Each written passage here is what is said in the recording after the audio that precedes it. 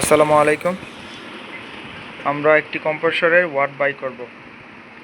তো এই ওয়াটটি বের করতে হলে আমাদেরকে কম্প্রেসরের মডেল নাম্বার জানতে হবে।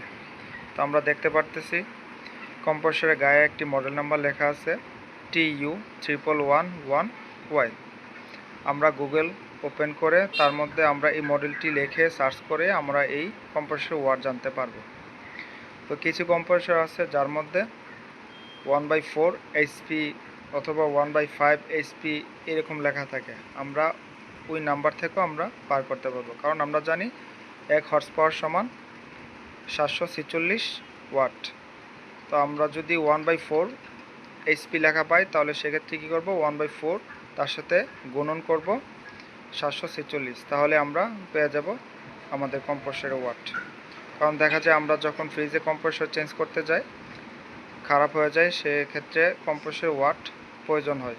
কারণ যদি কম্প্রেসরের ওয়াট কম হয়ে যায় সেক্ষেত্রে কম্প্রেসরটি খারাপ হয়ে যাবে, অতিরিক্ত লোডের কারণে খারাপ হয়ে যাবে। সবচেয়ে উত্তম যে যত ওয়াট ছিল কম্প্রেসর পূর্বে সেই কম্প্রেসর সেম ওয়াট লাগালেই সবচেয়ে ভালো হয়। আসসালামু আলাইকুম।